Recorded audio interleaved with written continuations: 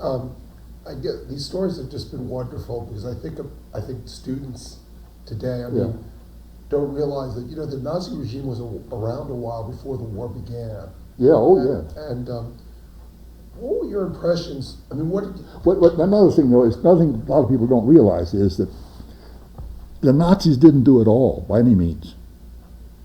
As far as the military is concerned, the covert military redevelopment of the German army after Versailles, after the armistice in 1819, had already started. And they would have had an army, Hitler or anybody else. The only thing is that Hitler expedited it. But they had people in Russia, they had people in China, they had people all over South America trying out the airplanes and the tanks and everything else that they later brought home and produced. So the rearmament, they call it Hitler's army. It was Hitler's army only to the degree that the army allowed it to be, that they used his name in order to get the resources that the Weimar people did not. But you had a very unique experience, even in being a faculty. Yeah. You would say a faculty grad is a pretty rarefied world. Yeah. But you had lived in Germany for several stretches of time. What were your perceptions? It's hard to go back. Your perceptions of the Nazis and what this would all mean. Well, my perceptions living in Berlin at the time, shortly after Hitler took over, it was obvious that great changes were taking place. That the military was being reestablished, that they were building airplanes, because some of my classmates in the gymnasium had signed up for a glider course in 1935, 36, and it came during the summer months, and a bunch of them went down to Silesia and were learning to fly. They couldn't fly motored planes, but they could fly gliders. Then they had that program. It was very obvious. And some of the kids in my class, when I say kids, they were 17, 18, 19 years of age, were going down there. There was a group from the Dorotheen Real Gymnasium that went down there. And I would have loved to have gone, just to learn to fly. But of course, being a foreigner, but I learned of the program through them, and a bunch of them were taken in, and they went down that summer of the Olympics. They went down there. That's when my class, they had it was about 3 weeks or a month, and they brought groups down and rotated them through, and out of schools all over Germany. But this was when my group, the ones I knew there in Berlin, went. It was in the summer of 36. And I lived with a lady. She was a German nurse, and this nurse had a brother who was flying with the Condor group in Spain, and that was the Air Force group that the Nazis sent down to, when they called Condor. Yes. Yeah. Fought with the and I had been in Spain when the revolution started, and we left. Where this was after. Well, it's kind of convoluted. It's not chronological at all. But we can come back to it too. But in 1936, we went to, my mother and sister and I, and another Columbia student who was doing residence in Berlin. We went over to England for 2 or 3 weeks, and then when we had a Chevrolet with us, our own car, and then we went back to France, And then we went into Spain for a short trip, then came back into Germany. Because we were going to go, we had seen the Winter Olympics in Garmisch, and we were planning to see the Olympics in Berlin in August. And so, but during the Easter season, we took this about a month trip, and and we were in Barcelona, and they had this general strike that took over. This would have been in Easter Sunday was in April, and we were crossing the Channel on Easter Sunday, so it was after Easter. It was late April, and the situation in Spain was very bad, and they had a general strike, and the hotel where we were staying, they couldn't serve us in the dining room because it was on the main floor, and everything was supposed to close, and so they fed us upstairs in one of the halls where we couldn't be seen by the strikers. And then we left, and then about a week or 10 days later, Franco came across from North Africa and started his march towards eventually Madrid, I guess it was where he went. And oh, go on. well, anyway, I was talking about the things that were so obvious, and when we crossed the French German border, going back into the Palatinate, I think we went in through Saarbrücken. There was a big sign, a great big, it was a big billboard sign, on the French side. It said, "Welcome to Germany. Come and see how they persecute the Catholics and the Jews." This is just before you got to the checkpoint for the boundary. And then when you went through into Germany, this was some group that put it up in France, telling everybody who's going to Germany they were going to see how they. This was in 1936. Yes, sir. Yeah. This is in '36, and then when you went through the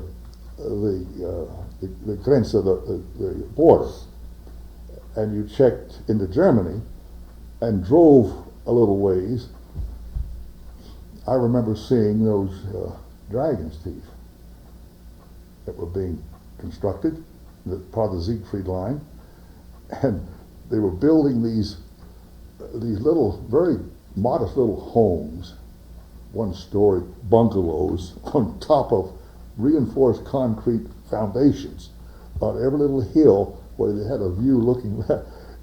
They were gun emplacements with a little farmer's house on top, and you could see them building the things. It was very clear. Absolutely. And of course, the Maginot line was there too. Was already finished along there, and you could see these things very, very, very clearly. And then I was in Berlin the day that the Germans marched into the Rhineland, and I was on a streetcar, and the thing stopped right at Potsdamer Platz, and they had speakers up in the streets, and we sat there about 45 minutes. Everything stopped, and while Hitler spoke to the Reichstag, he didn't speak at the Reichstag building, that had been burned, and they were over to Kroll Opera House, is where the Reichstag met. You know, they burned there in early 33. And you weren't there. I was not there. Yeah. But when I was there later, I used to see the wagon, the paddy wagon they had a trial, you know, of the man. So you were there during the trial. Yes, I was there. That was after they caught him, and they tried him, and they always brought him there. And Van der Lubbe, his name was. He's a Dutchman. What was it like? Because historians have written about, you know, these Hitler speeches where, you know, listening wasn't optional. I mean, they stopped the streetcar. Yeah. And with the loudspeaker. I mean, what was that scene like? And what was your reaction to it? Well, I knew what it was, and I had a great difficulty as well as understood German. Hitler was almost unintelligible for somebody that wasn't used to that South German accent of his. It was atrocious. Well, South German accent is a hard accent. Yeah, the Southern accents particularly. Yeah. Oh, it's a Because what they call a Schuldeutsch is not the Hochdeutsch. Well, it's when you talk about High German, you're talking not by high class. You talk about where it was spoken in the high reaches of Bavaria in the Alps. Plattdeutsch comes from the flatlands up north. Is more like English and Niederdeutsch, but Schuldeutsch is more northern than it is southern, more Prussian. And when I spoke, they always knew I was I'd learned my German in Berlin. It was quite clear. The same way that if you're a foreigner learning your language, your English in New York as opposed to learning in South Texas. Did you you were there during the Olympics? You know what? You were there in '36 during the Olympics. Yes. Did you go to any of the? Oh yeah. I went to all of them. I had a season pass, and 36. The most interesting story I have about that is that was the year that baseball was not an Olympic sport. Basketball was for the first time, I believe, but baseball was a demonstration sport, and they brought two teams over. They were semi-pros or retired pros. I think Babe Ruth might have been with one of them. But anyway, they were two American teams that were going to put on a demonstration. Well, the problem was that they did not have a baseball diamond. They didn't know anything about it. And a bunch of us Americans who were at the university belonged to a Berlin sport club. We paid, 10 marks, and we'd go out there and use the lockers, and not at the Olympic Stadium, but out there in the area where they had the sport club. And we'd go out there in the spring and take a ball and bat and play around with it. So when it came time in the late spring to get ready for the Olympics, one of the fellows in our group, I think he was a medical student, was contacted by the German Olympic Committee, and they wanted somebody to tell them how to build this baseball diamond in the big stadium there in Berlin, because they were going to be at night, and their big problem was lights. So they got us to go out there one evening, and they knew they had to have floodlights. And the stadium held 120,000. It's still there. It's a big Olympic stadium, beautiful place. That we went out there some weeks beforehand, and they said, bring your equipment out, and we didn't have anything other than I had a glove and a ball, and somebody else had a bat.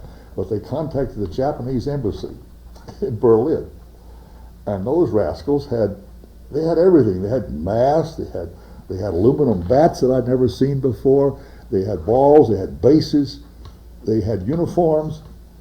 And so the idea was that we'd go out there and play a game with this Japanese group and us. And then they were going to wait until it got dark, and then they would see how the lights worked. And we went out there in the late afternoon, when it was still sunlight, and we played 2 or 3 innings of ball, and we showed them, they didn't skim the infield. Mm-hmm. It was just a grass. It didn't have a pitching mound or anything like that. Didn't have a backstop.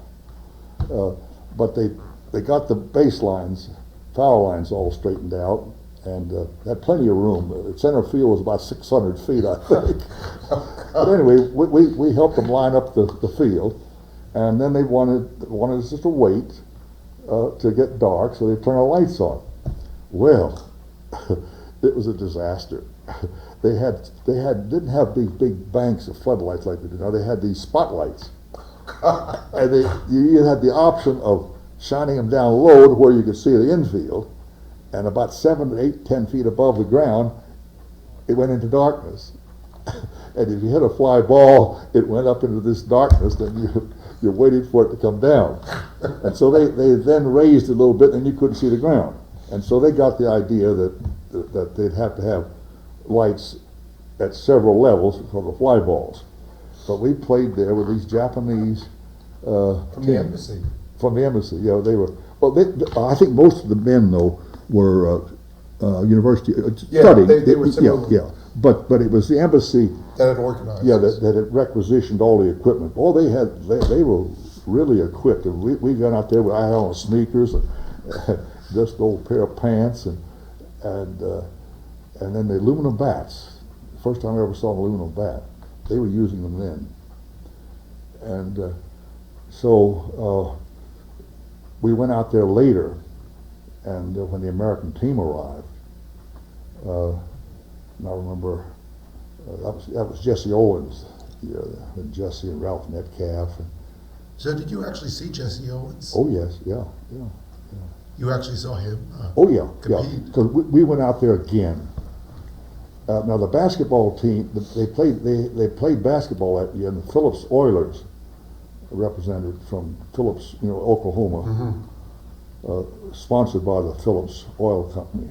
They were some kind of AAU champions, and that was interesting. And I've got pictures of and a very good friend of mine. His mother was an American, his father's German, and he didn't go to school. I didn't go to school with him, but I had met him and knew him quite well, and he spoke English quite well, in addition to his native German, and they had young fellows as interpreters that they assigned to the various national teams, and he was assigned to the American team. They had a nice uniform, and they appeared at the railroad station, and I took his picture there before the team came in. Everybody traveled in those days by boat, they didn't fly. And that was the year that Eleanor Holmes, you ever know that she was a backstroke swimmer. I've heard of her. She married Billy Rose, and she got thrown off the team for getting drunk on a ship going over. Eleanor, she was the best women backstroke swimmer of the bunch. And Jesse Owens was there, and then Helen Stevens was the women sprinter.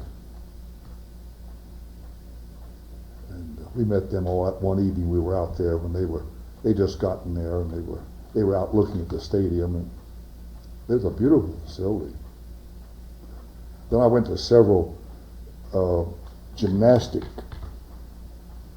mass calisthenic, which were very popular with the Germans. They had Gymnasium, yes. 10,000 they have, of school kids, and they'd all do calisthenics together. Did you ever participate in that, or did you watch the mass gymnastics? Well, we had a lot of gymnastics in the gymnasium, parallel bars and things But that mass gymnastics, that's something that Americans, I think, have no conception No, of. I went to one big one they had just a week or two before the Olympics. There must have been 10, 12,000. I got pictures of them massing, and then they do flag waving and all kinds of stuff. But it was done out on the Mayfield, but it was an equestrian field right adjacent to the stadium. Do you remember any persecution of Jews, like boycotts of the department stores in Berlin? Oh yes. In fact, my best friend, German friend, that is school friend from 1930, Max Kirsten, the thing you noticed was that, particularly in Berlin, most of the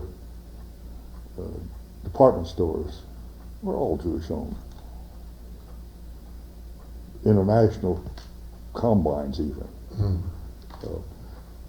I'll tell you that story a little later, an interesting story that had to do with some of my friends in New York. But anyway, there was definite, clear evidence that when the tourist season started in '36, prior to the Olympics and during the Olympics, that almost all of that very obvious anti-Semitic stuff, all the billboards and the little boxes where they put up the Stürmer and all of those other papers, they all disappeared downtown. Now, I did see some in small towns. I did see some in suburbs, but in the areas where visitors would be going, around all the prominent railroad stations. This was very noticeable to you. Oh yes. They were gone, and I'm sure I don't know. I didn't see them again because I left shortly after the Olympics and didn't get back until I never got back during the war. Even I didn't get back until when was it? 1970. But it was obvious that they were taking them down. They still publish these things. And if you had a subscription, I guess you got it. But the Germans, well, it was typical in this country too. All newspaper publishers had billboards or display boards where the fellow who couldn't afford a paper could read it. And it'd be up on the street corners, important street corners. All the scurrilous kinds of things that were put out, people wouldn't buy, but they were exposed to it. It's sort of people sneaking a peek at the National Enquirer on the supermarket. Yeah. And I've seen pictures. Yeah, we do that in our grocery stores. Yeah, and I've seen pictures of those boards. So yeah, and it was quite common in this country years ago, to where the latest edition was always published, was posted on the window at the printing office, and you could read it if you wanted to, and they had a lot of billboards. The Germans had a lot of billboards, and all Europeans, the French, all political and otherwise. But they did come down, and but I saw Max. He was no longer in school. He'd had to drop out because they would take him in the German schools, and he was working for a tailor and clothing manufacturer there in Berlin. Had a pretty good job, and he went to the Olympic Games with me 2 or 3 times. I had extra tickets, and because you had tickets for everything, you couldn't possibly go to them all, and so Max went I guess probably 5 or 6 different times when he could go, and so I saw Max up through September of '36, and I corresponded with him after I got home, because we've been corresponding since 1930. This friendship had continued since '30. Yeah, because Max and I were very close friends, and Max belonged to a sports club in Neukölln, and it was mostly a political thing. But they did have boxing matches. Was it Social Democrat or Communist? I think it was probably Communist or Social Democrat. You're not sure which one? No, I didn't. No, it wasn't Nazi. Yeah. But they had one of the main attractions that they sponsored boxing prize fights as part of the sport. But it was very political out in Neukölln, and so I corresponded with Max in 1930, 31, 32 when I came home, and then I saw him when I went back. Every time he was still there. There were a couple other the Carsons had fled, and then there was another Jewish family that they were in the textile business. Some aspect of it, they made labels, those labels for the back of shirts, and they had a little label company, and they emigrated from Germany before '36. They went to Palestine. I never saw them again. But they were very close friends, and so Max corresponded with me while I was an undergraduate at Columbia, and I don't know when I heard from him, but he left. He eventually left Germany after Kristallnacht in '38, and he fled into France. He snuck across the border some way. He didn't write me then, but he wrote me. I got a letter from him. I was teaching school down here in Haywood County. Many years later. It was in '39. Oh, okay. Yeah, the war had just started. And Max wrote me to my New York address, which he didn't know I'd moved. See, I moved down here during the summer of '39, and he wrote to my mother and dad's apartment in 106 Morningside, New York. And I got his letter. It was before Christmas of '39, I'm pretty sure. And Max was in North Africa in the French Foreign Legion.